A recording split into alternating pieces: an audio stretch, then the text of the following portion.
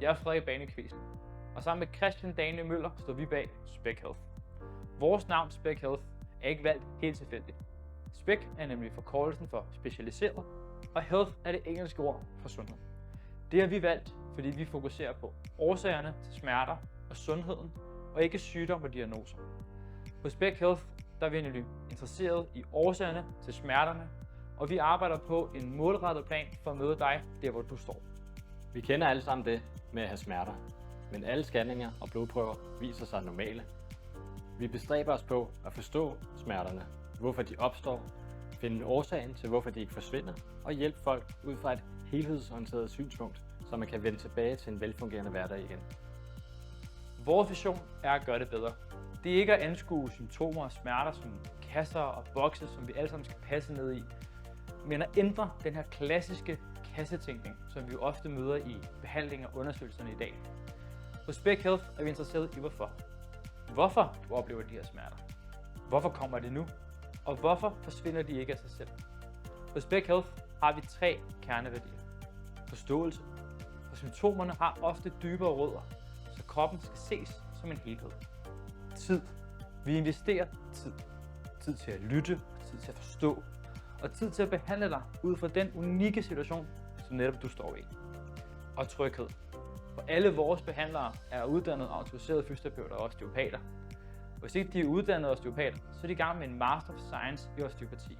Og det er med til at sikre et højt fagligt og ikke mindst menneskeligt niveau. På Spec Health ser vi også rigtig mange spædbørn til behandling. Hvis barnet er født ved kejsersnit, anbefaler vi altid mødrene at få undersøgt arret 6 måneder efter operationen, fordi vi ved, hvor stor indflydelse det kan have på smerterne senere hen. Specialklinikken blev grundlagt med et formål: at hjælpe kvinder efter komplicerede og hårde fødsler, eksempelvis efter kejsersnit, men også for at screene og undersøge den enkelte kvinde for at kunne forebygge eventuelle smerter senere i livet. Mange af de kvinder, vi møder, er blevet fortalt, at deres smerter skyldes enten delte mavemuskler, en vanskelig fødsel eller mange andre ting.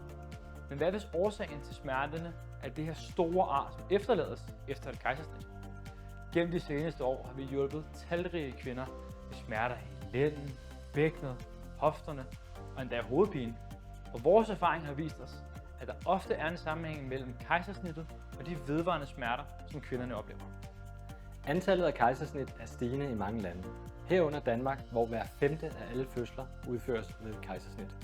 Vi mener, at det er altafgørende, at kvinder, der har gennemgået et kejsersnit, får den nødvendige støtte i form af fysioterapi eller osteopati efter fødslen. Min egen søn kom til verden gennem et kejsersnit. Jeg er dybt taknemmelig for det fremragende arbejde, som kirurger og forskere udfører inden for det her felt, hvilket gjorde det muligt at have en sikker fødsel.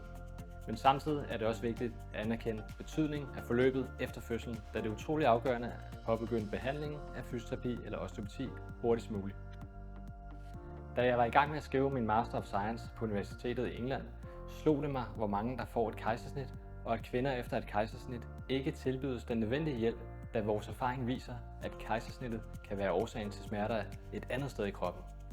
Vores store interesse for det her emne har ført til, at vi holdt adskillige oplæg og foredrag omkring kejsersnit, vores erfaringer og behandlingsmetoder af kroppen og dens integrerede system. Vi stræber efter hele tiden at dele vores viden og erfaringer for at øge opmærksomheden omkring det her emne og for at kunne hjælpe kvinder med at forstå og håndtere følgerne af et kejsersnit. Det er selvfølgelig klart, at der er behov for betydeligt mere forskning på det her område, og vi håber virkelig, at vi kan være med til at bidrage både til forskningen og vidensdelingen. Og fremme viden omkring kejsersnit og behandlingen af det, og forståelsen, det er afgørende for, at vi kan lave en behandlingsplan og en behandlingsmetode for de her kvinder, og også for at kunne lave en stor forebyggende indsats. Visionen for specialklinikken er at skabe opmærksomhed om de mange funktionelle problemer, som kan opstå efter et kejsersnit. Vi stræber efter at gøre undersøgelse og behandling af kejsersnittet til en fast del af efterfødselsforløbet.